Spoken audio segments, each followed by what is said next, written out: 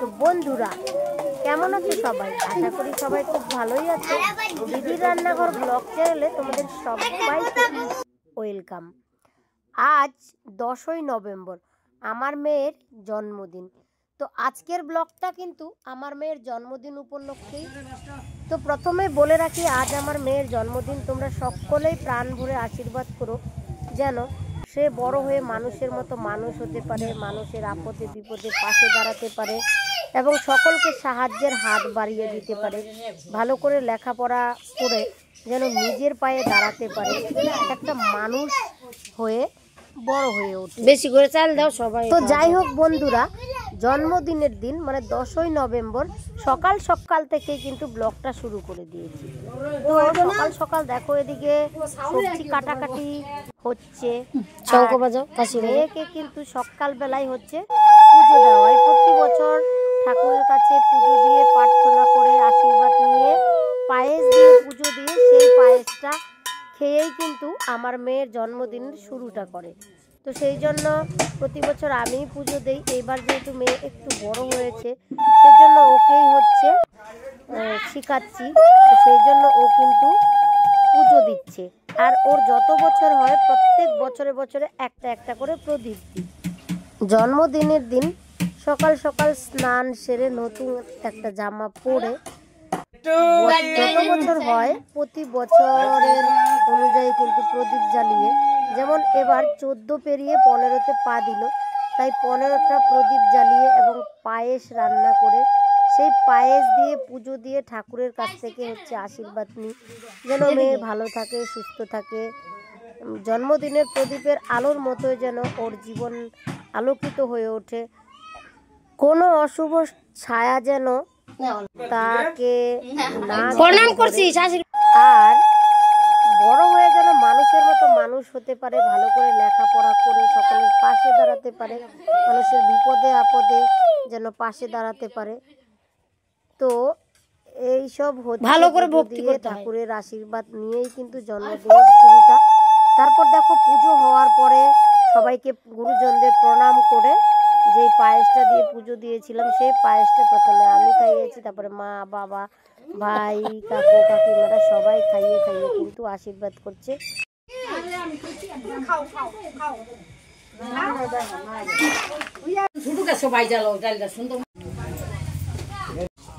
এটা হচ্ছে কচু পাতার টক, আমরা বাড়ির ভাষায় বলি কচু পাতার চুহা।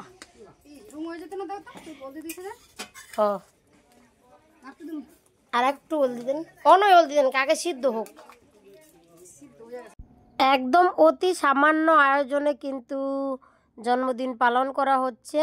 তো আইটেমের মধ্যে ছিল সাদা ভাত, লুচি, বাসন্তী পোলাও, কচু শাক, কাবড়ি ছোলা দিয়ে পনির, চানা মশলা, আলু ফুলকপি দিয়ে পনিরের রসা, মাসকলাইয়ের ডাল, লাউয়ের শুক্তো, পাঁপড়, পায়েস, কচু পাতার টক, আর একটা ছিল লাউয়ের টক।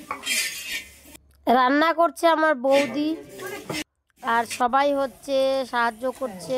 সবচেয়ে দূরের কুটুম মিশেই কিন্তু অনুষ্ঠানটা সম্পন্ন হয়ে গেছে। এই যে দিদিরা কিন্তু চলে আসছে, দিদি, বোন, মামা, মামি, ভাগনা, ভাগ্নি। ইনি হচ্ছেন আমার বড় মামি আর ওই যে পিছনে হচ্ছে মামা। আমাদের আত্মীয় স্বজনদের মধ্যে সব থেকে বয়স জ্যেষ্ঠ এই মামি মামা। কাকিমা কাঁচা লঙ্কা টক। তোমরা অনেকেই হয়তো ভাবছো যে জন্মদিনে কচু শাক, কচু পাতা, কোনো মশলা ছাড়াই, কোনো মশলা ছাড়াই জন্মদিনটা যে পালন করা হচ্ছে, এই রান্নাটা কিন্তু বৈষ্ণববার জন্য গ্রামের আয়োজন করা হয়েছে। সেই জন্য বৈষ্ণবদের পছন্দ মতো কিছু আইটেম আর কি করা হচ্ছে। এই জন্যই কচু পাতার টক, তারপরে হচ্ছে কচু শাক আর লাউয়ের টক এইসব আর কি হচ্ছে।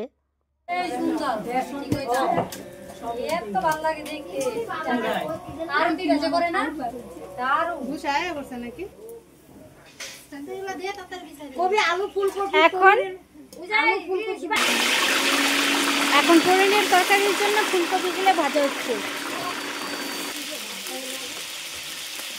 পনিরের তরকারির জন্য এখন ফুলকপিগুলো ভাজা হচ্ছে।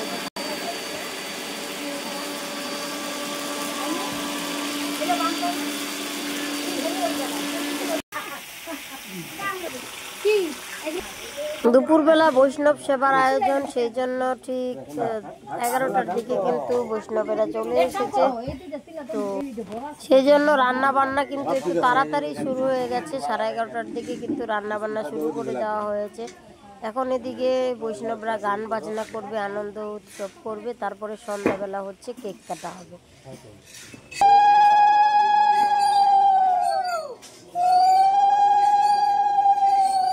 দিদি দেখুন এখনো সাজগোজ করতেই ব্যস্ত। এই যে দিদির এখন সাজগোজ চলছে, কমপ্লিট হলে আবার দেখাবো দিদি আজকে কেমনি সাজগোজ করলো। দেখেন এটা আমার বোন দিদিকে এখন সাজিয়ে দিচ্ছে। ও হচ্ছে পার্লার, বিউটি পার্লার। তোমাদের কারো লাগলে অবশ্যই যোগাযোগ করো।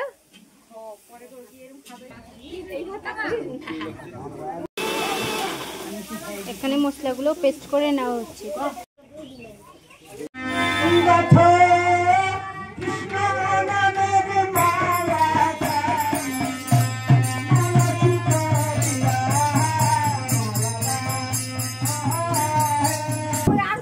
এদিকে বৈষ্ণব সেবা হচ্ছে আর এদিকে রান্না বান্না প্রায় শেষের দিকে।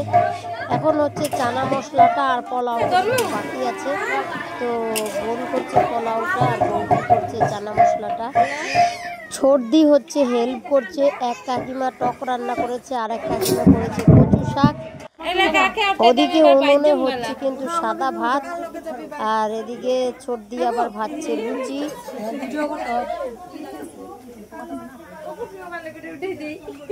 বড় মামি, মেজ মামি, ভাগ্নি।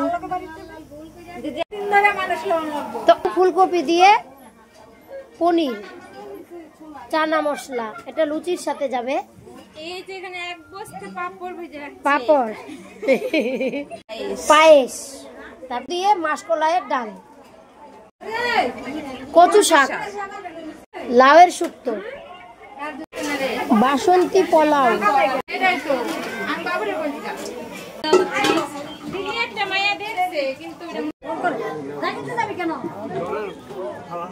সব রান্না বান্না কমপ্লিট। 7টার দিকে কিন্তু বৈষ্ণব সেবা এদিকে শেষ হয়ে গেল। এখন সব বৈষ্ণবদের কিন্তু ভোজন করানো হচ্ছে। এখন কিন্তু হবে কেক কাটার অনুষ্ঠানটা।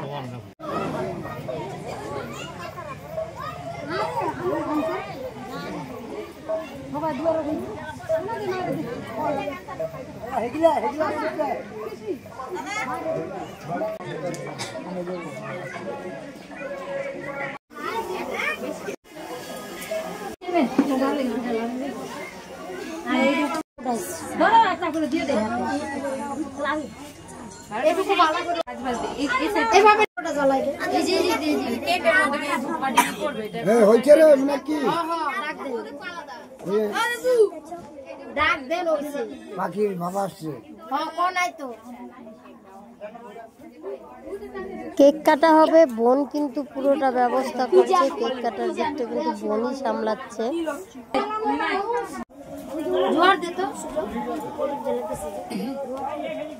আমার গলা হয়ে গেছে।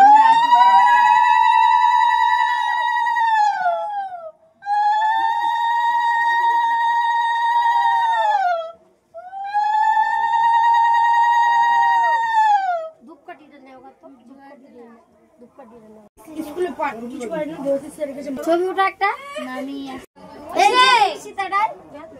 এই যে আমার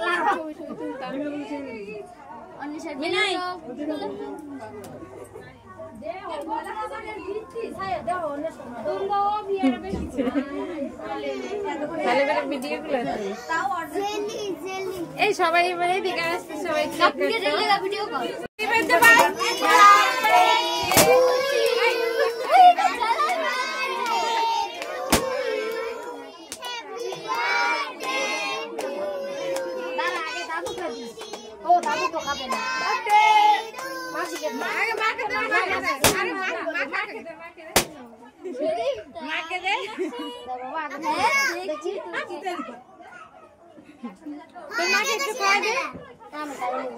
না খাই নিলে হবে না, খাই দিতে হবে। খাই দেবে না, খাওয়া এখান থেকে নিয়ে খাওয়াই দে।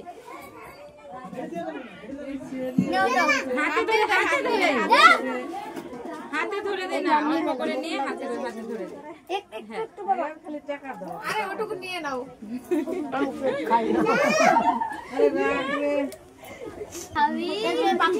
বাচ্চাগুলোকে দিয়ে দে, বাচ্চাগুলোকে।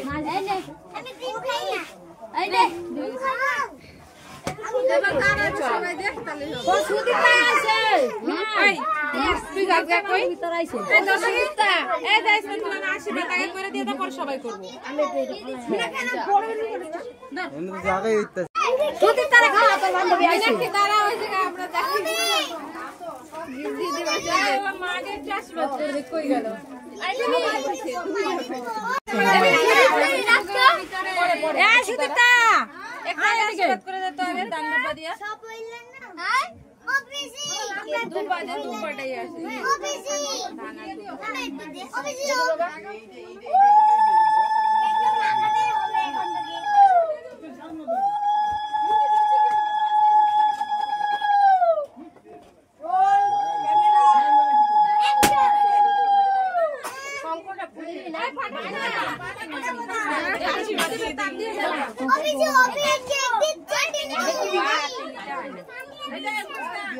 সবাইকে প্রণাম করবো বাবা।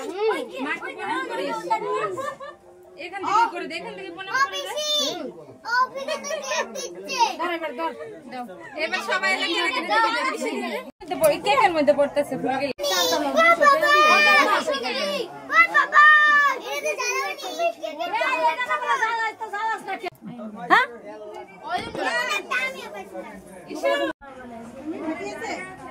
थोड़ी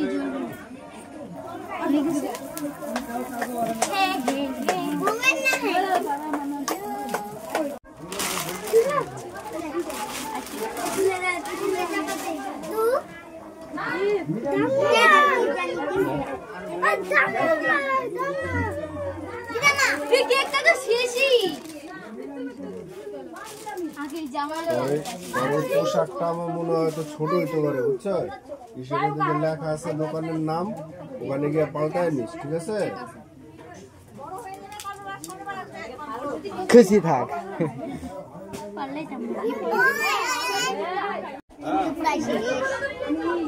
এটা হলে একটু বাইরে যে খাওয়া দাওয়া করছে ওটা একটু দেখাই দিস। হ্যাঁ ব্যাস চলে আয় বাইরে। দাদু আশীর্বাদ করো। ওই কেরবে একটা আশীর্বাদ চাইয়া নিবি না তো আমরা কি পাত থাকবে আমি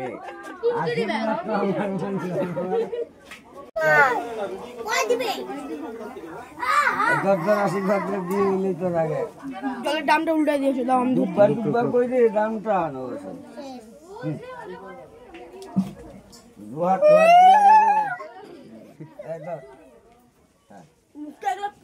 গরম হয়ে যায় কতটা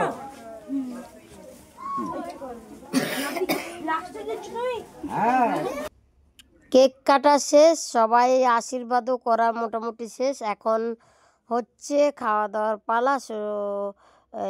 খাওয়া দাওয়ার মাধ্যমেই কিন্তু আজকের ব্লগটা শেষ করছি।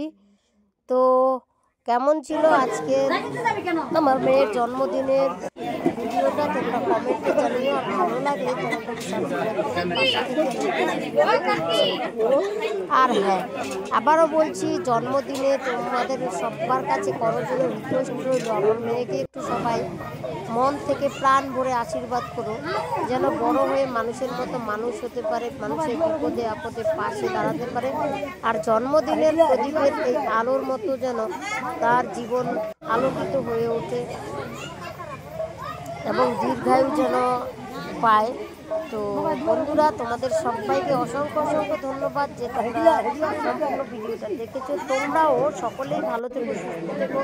শুধু আমার মেয়ে না, সকলের মেয়েই যেন এবং সকলের সন্তানই যেন ভালো থাকে, ভালো মনের মানুষ হতে পারে, লেখাপড়া করে সবাই যেন নিজের পায়ে দাঁড়াতে পারে এবং নিজের পায়ে দাঁড়িয়ে দুস্থদের মানে সকল মানুষের যেন বিপদে পাশে দাঁড়াতে পারে, সাহায্যের হাত বাড়িয়ে দিতে পারে। আজ তাহলে এখানেই শেষ করছি, দেখা হচ্ছে পরের ব্লগে। ততক্ষণের জন্য তোমরা সকলেই ভালো থেকো, সুস্থ থেকো, টাটা।